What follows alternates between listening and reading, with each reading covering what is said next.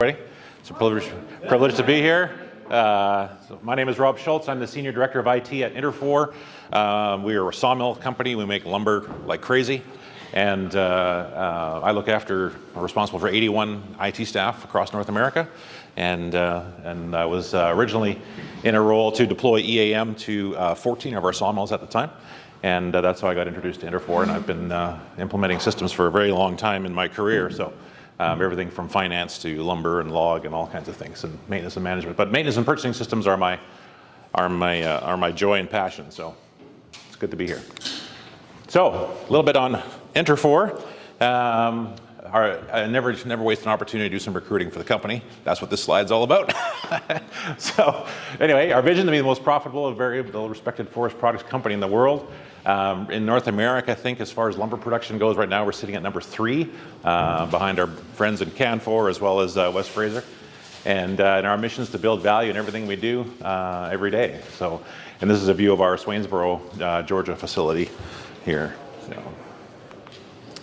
So who am I? So I've been in Interfor almost 5 years, 2.5 years as the Director of IT. As I said before, I started in the project management function to roll out EAM. I've been working over 30 years in the forest industry. I started in woodlands in GIS as a map maker. That's kind of where my career began, and sort of fell into technologies and then project management and applications and that kind of thing. So for the last 20 years, I've been working mostly in IT. So we began our EAM deployment at Interfor in 2019, at least from my standpoint. We already had EAM in a couple of our mills, and I'll go into a little more of that as part of the history of EAM in the company in a minute. And my very first CMS deployment was way back in 2000 at Canfor's 3 pulp mills in Prince George. So we implemented a system called Synergen, where we retired a custom system and an older version of Synergen for the new one. So that was my first foray into this area of industry, and it's been fascinating ever since. So as far as my role as EAM systems administrator, I still do a lot of that function. I am trying to train other people to do more administration in EAM just because of my role in IT. And I manage a monthly maintenance and purchasing peer group forum internally within our company. So basically it's a 1-hour Teams call once a month where we go through all the latest changes that have happened in EAM every month, because we continue to revise reports and screens and things like that as we go, and an opportunity for all of our users to ask questions. So, and I'm an avid fly fisherman, so that's what I love to travel when I work. So bring my fly rod along and see if I can get some fly fishing in. So who is Interfor? So we have 32 sawmills in North America right now. We've been, over 50 years, we've been in as a company, and we're based in our head offices in Vancouver, British Columbia. We produce about 5 billion board feet of lumber per year, so we're probably one of the top, we're in the top 5, I think number 3 right now as far as lumber producers in North America. So 5 billion board feet is about 300,000 homes a year. So that's about, if you could build, I think, the town of Greenville 10 times, if I did some Google searching, right? We could rebuild all the homes in Greenville 10 times each year. So anyway, we're about 5,200 employees. About 2,000 of those are staff, about 3,200 are hourly. And we've grown quite a bit as a company in the last couple of decades, but most of that was in the last few years, where we acquired 11 sawmills last year. If you recall, it's when we were basically wallpapering our offices with money because lumber prices were so high as a result of the COVID pandemic.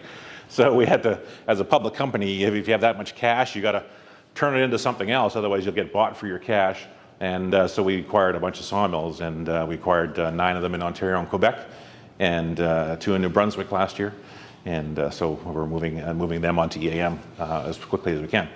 And we're still planning to grow more. We've got another, we've publicly stated we want to be 7 billion board feet by 2027. So we've got some growing left to do, and trying to find wherever that's going to come from. So, but that's not my responsibility. I'm just an IT guy.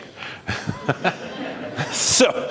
Where are we based as far as our operations? So we are spread out into sort of the 4 corners of North America, if you will.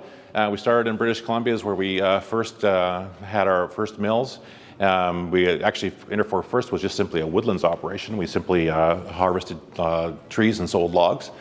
Then we acquired 3 mills in British Columbia. We expanded in the Pacific Northwest, and then we came into the South around 2013, 2014 with some mills in Georgia.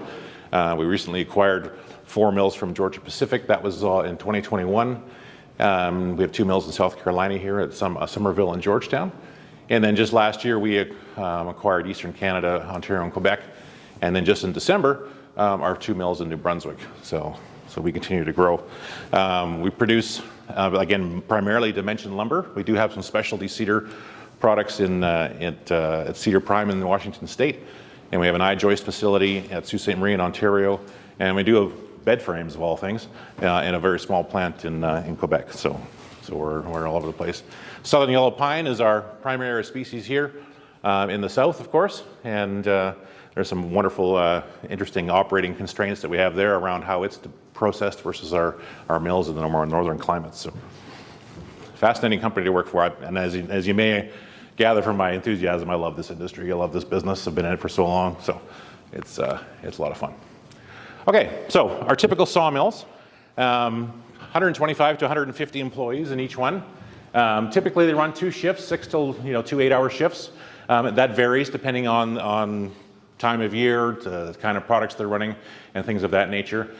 We talk drying kilns run 24/7. So to change a log into a piece of lumber, it goes through the sawmill to get it cut into rough dimensions. Then it has to be dried through a kiln, about 24 hours in a kiln. So they heat it up and dry it like an oven. And then they process it fine into its final product through a planer. Right? So the constraint point in our sawmill production is always the drying kilns, and that's why they run 24/7. So if you're ever driving by a sawmill and you see big clouds of steam, that's the kilns that are drying that lumber. So you'll see that all the time. And as far as our maintenance windows go, of course, then we have to fit our maintenance in between those shifts, so between 2 and 3 p.m. or usually a night shift during the week. And then Saturday, Sunday, we don't run our sawmills unless they're behind on production, which is another story. And then we do maintenance during the day shift on Saturday and Sunday. So what is our maintenance pressures, right? In other words, I think George talked about this quite a bit the last couple of days. Nobody cares about maintenance, the last thing people talk about. Well, in sawmilling, it's true as well. So it's a commodity product. The more we make, the less it costs per board to make, and therefore, the higher the profit. So it's production, production, production, production. You have to meet those targets, right? And then sometimes, not sometimes, we do have a policy unofficially that we run some equipment to failure, right? We don't, we choose not to maintain it because it will cost us more to maintain it than it would be simply to replace it, even though it may incur some downtime. It's kind of a strange thing, but this is the reality of our business. And we want to keep cost of maintenance as low as possible. Right? So this is the no-win situation that maintenance is in many of our facilities. So our EAM history, Interfor. So the first 2 mills was, and the only reason I know this is because we have data in EAM that goes back to 2003. It's not a lot. We just had 2 mills at the time. They weren't actually part of Interfor. They were part of the Tullison Group, I believe. Down in Georgia. And we purchased those mills in 2013, and then we bought 2 more mills in the south, put them on EAM in 2014. In British Columbia, we had another system that we were putting in before I started with the company, and started in 2017, and it failed miserably. Spent way too much money, was too grandiose a project. The adoption was poor, the product was poor, all kinds of things. And the reason I was hired in 2018 was to assess that project, and we ended up canceling it shortly after I started. And those were not EAM mills prior to that. They were running a custom system. So we had to survive a downturn of the economy in 2018 as far as lumber prices were concerned, so we couldn't start any new deployments until 2019. And then we started our EAM deployment at that point, and we worked our way through until we have now up to 23 mills that are using EAM. And we continued through the pandemic as well, through the deployment. So that was presented some interesting challenges, but thankfully, because EAM is easy to use and easy to adopt, we were able to continue through that, even though we did a lot of those deployments completely remotely. So right now we're just under 700 users in EAM, and just last week we deployed our first 2 mills in Quebec with a French language interface. And I thought that was a grand achievement until I talked to Cal Tire in our user group back west, and they have 4 languages or something silly on their EAM. So anyway, it's quite interesting. So that's kind of our history.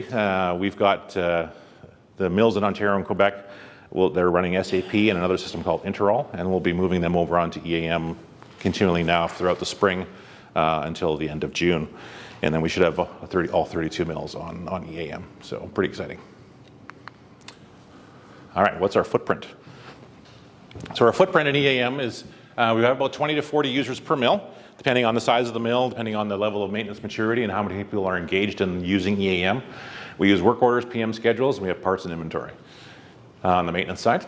And on the procurement, we have 2 or 3 users per mill, depending on where, as you notice, we were based all over North America, and through our acquisitions, we have slightly different organizational structures around procurement. Some mills we have a purchaser at every mill. In other mills, a purchaser will cover 2 or 3 mills. And then we have stores people in running the storeroom in virtually all the locations. And our AP is centralized, so we enter all of our invoices into EAM.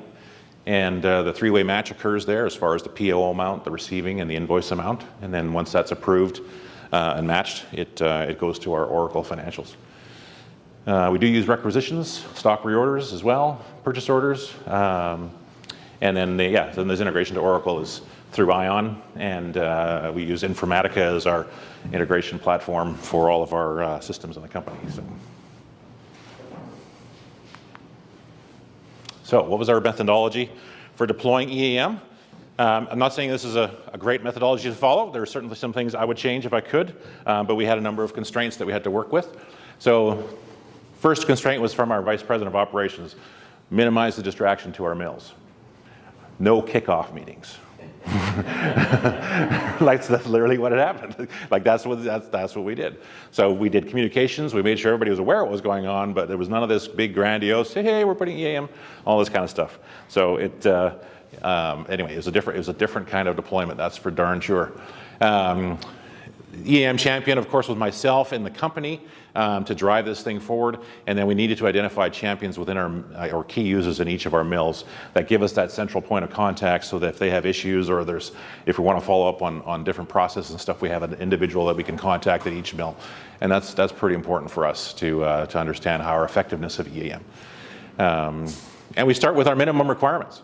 So this is from a change management standpoint, and trying not to scare people into a brand new system, all these new processes. These are my famous quotes that I use at every mill.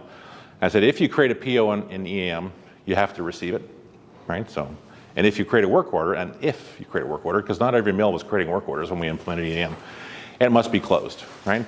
And so if they can adopt those 2 rules to start with, that's a good beginning. And then from there on, we slowly build on top of that in terms of other functions and whatnot as part of maintenance and purchasing.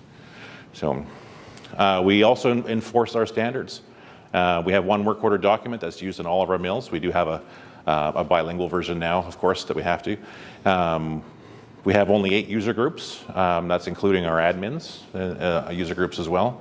And we have one purchase order document. In English is the bilingual version. And we use the same PO and work order statuses at all of our mills. And I talk about the ease of use of EAM because it's really just a game of status changes. And we talk with our different user groups and say, your responsibility is to change a work order status from work request to open approved, then the planner takes it off the scheduling, and then the tradespeople take a work order that's been scheduled, they get assigned, and their job is to make the status ready for closing, and then that goes back to the planner or the supervisor, who then completes it and closes it off. So it's all about making things easy to understand by just focusing on the status change, right? Mill managers, your job, PO waiting revision approval, approved. That's your job. That's what they do in EAM. They have one job. Even that's hard sometimes, but they get to it. But this is kind of our deployment methodology. There's some things I would obviously change if I could, if I had more time and money to play with. I would spend more time on change management. I would, as far as communications, I would have a kickoff meeting and all that kind of stuff. But it's just the nature of the approach that they wanted for us to carry out with EAM, and it's worked. So far so good. The deployment team itself is made up of maintenance representatives from the mills, right? So we don't have an IT team that goes out and implements EAM. We have a business analyst and a technical person that helps, and we use Tony's group, of course, for other work where we have to do data loads and things like that. But primarily the education on EAM is being carried out by purchasers and planners who we solicit from our mills that already use EAM. to go into our new mills and spend a week there and do their training. So it really helps with adoption because they live and breathe this system every day to help train our users. So. All right, so our deployment challenges that we have, and every project that everybody's been on before has constraints and challenges that we have to work through. So our target was to do 2 mills every 3 months, and the basic approach there was to, the first month was basically data gathering. So you're pulling data out of their legacy system, whether it's our internal system or MP2 in some of those cases, assets, parts information, take it, PM schedules if we had the opportunity. So the first month is just data preparation. Second month is where we start doing our orientation sessions, showing people with their data in EAM how work orders work, how the statuses change, all those kinds of things. We do 1 or 2 like sort of hour-long sessions a couple of times a week for like 2 or 3 weeks before the end of the month. And then we set a cutover date, which is triggered by month end, so that we stop receiving in one system and we start receiving in EAM. So that's our official cutover date. And so we were doing about two mills every 3 months that way, and that worked pretty well. Then the pandemic hit. We were on mill number 3. That was the Baxley facility in Georgia. And so we had to deploy that mill without anybody on site at all. So lots of Teams meetings, so you're doing lots more training, because there's nothing beats in-person training, especially when you're setting up data spies with the users and all that kind of stuff. It just makes it so much more difficult when you're doing it on Teams. But we got it to work, so we did a couple of mills completely remotely. And other challenges we had, of course, was our acquisitions. So like I said, Interfor is a growing company. And so we acquired 4 mills from Georgia Pacific and our 2 mills in New Brunswick. And the challenge we have with that is that we're not told about those acquisitions until 60 days before cutover.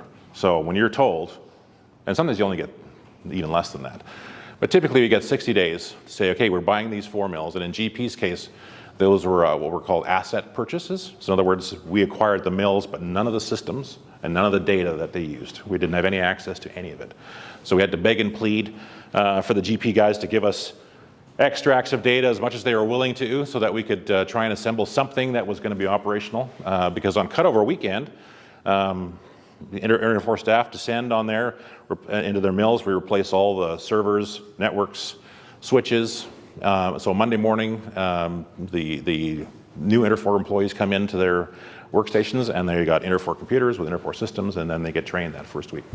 So it's pretty hectic, and but it's just the way things. We do crazy stuff at Interfor sometimes. It's not my design. It's something that I inherited. But anyway, so so then we spend our first week training and support, and that's where we bring in our planner from another mill and a purchaser from another mill, and they help the people get going and those kinds of things. So it's quite an interesting challenge when it comes to deploying EAM. My other famous quotes I have when I try and appease people's fears about EAM. So we minimize our training time and we maximize our adoption. So we don't spend a lot of time, hours and hours in training. Our training classes are typically 30 minutes to do navigation. To do navigation work order creation, that's like typically 30 minutes. And then you spend another 30 minutes practicing, and then you come back 2 days later and it's a workshop and people just come in and do their stuff. So you spend a lot more hands-on, which makes it very difficult when you're trying to do it remotely. But if you're on site, it works very well. And I tell people that you need 8 hours of using AM to get comfortable, right? So it's not 2 hours. You're not going to be completely comfortable in 2 hours using AM, but it's not 2 weeks either, right? So that helps people gauge, whenever you can give somebody an indication of how bad this change is going to be, it really helps with the adoption, right? So and 8 hours of using AM is typical, right? So our typical maintenance folks and our purchasers are fairly comfortable after 8 hours. So, and we have all of our training materials are available inside EAM. We use an application called AppLearn, and although I liked Eric's method the other day, he was talking about a custom menu. That's free. We're paying for this one. Anyhow, so it makes all our training materials. So we have videos, and our videos aren't super complex. They're basically they're Teams recordings of myself doing training. That's our training videos, and so we have those available, plus all the written documentation for all of our Interfor procedures available right within EAM as well. So that's been a real lifesaver for us as far as support goes. Some of our keys to success, having that EAM champion, very important, just somebody who believes that this is the right system to be deployed. and having your super users on site in procurement and maintenance. We don't always have that luxury, but it's certainly something that we try and pick out when we do initial deployments, find out who the keeners are, and make sure we spend extra time with them to make sure they're going to be helping out their mill staff. Well-communicated plan, right? Change is hard. It is. It's and if you've experienced it, especially if you've been acquired, never been through an acquisition and then being acquired by another company, it's quite upsetting, to be honest with you. And so we're very sensitive as much as we can to those people that are going through. Their whole job is changing. Their company name is changing. So, for many of them, they've been employees of a company for 20 or 30 years, and we come in and, big bad Interfor is coming in to buy them out. So we try and do our very best to make sure the change is as smooth as possible. Our biggest challenge for myself was we were going so fast, it was not knowing how well the adoption was really sticking at a mill. Because we had to deploy so quickly, and then we had these acquisitions thrown in the middle of our deployment schedule. Right, so we were heads down implementing and not knowing how much it was really sticking. Right, and fortunately, it's very easy to monitor. You can, because we have one instance of EAM that covers the entire company, so we can monitor how many work orders are being created.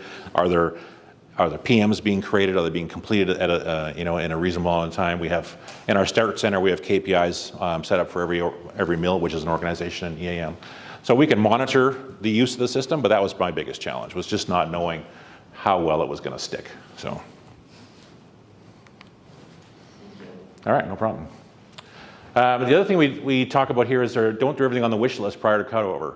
Right? So oftentimes mills, and rightfully so, will use the opportunity of, hey, there's a new system coming in, let's do this with PMs, let's do checklists, let's do this, let's do this. And if they aren't doing it today, we really encourage them, let's not focus on that for cutover. Let's make it as much as we can what we call a like-for-like deployment of EAM. In other words, if you don't have a full-blown PM program, we're not going to do it as part of implementation. We're going to simply get you in on work orders, and then we'll work with you to help build your PMs there. Because the more people are comfortable with the system, it's easier for them to then slowly ratchet up and take on different functionality. So this was probably one of our biggest keys to success, was like for like, right? Minimizing the impact to the business as much as it pained us, right? In some cases, because some of those implementations were very simple as a result. But each of the mills is coming along and increasing their use of EAM for sure. Valuing your people, of course, right? Those are your most valuable assets when it comes to deploying, and then supporting well post go live, right?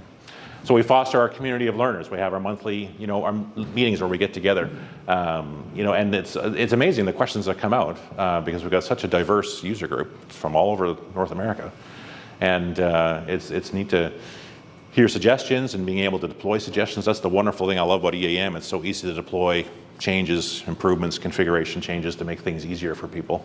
And the nice thing about it is it improves everybody's lives all at once. That's the greatest thing. So. All right, so what do we do in the future?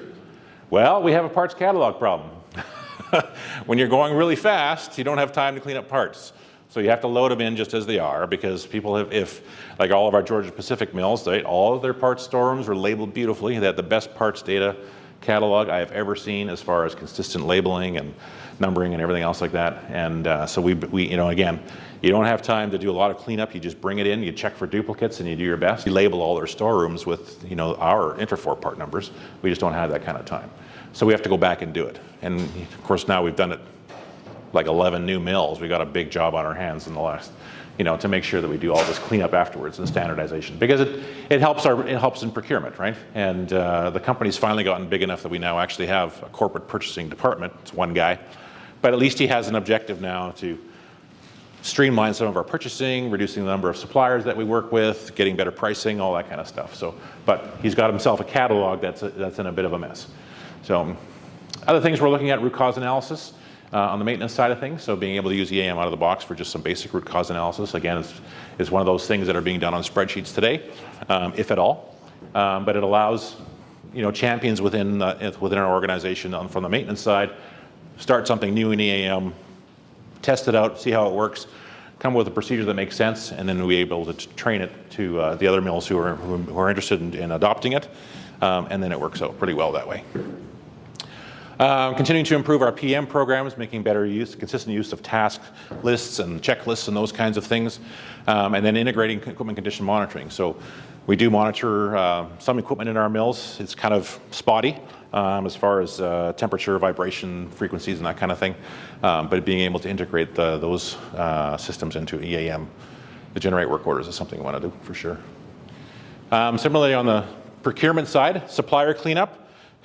Yeah, we got a lot of, you get the problem with 17, 20 years of data in there now.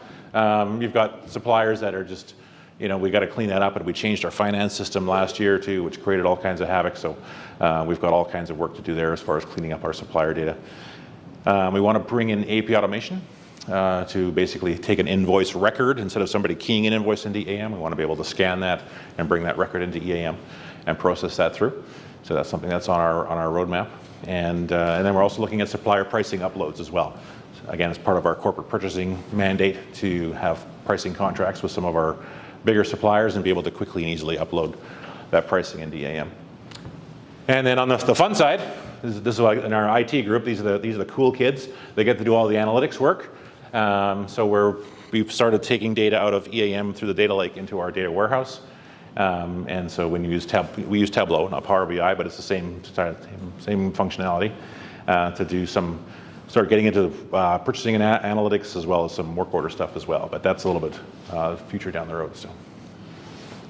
So yeah, that's what it's like to be in a EAM and a growing company, at least from Interfor's perspective. So cool.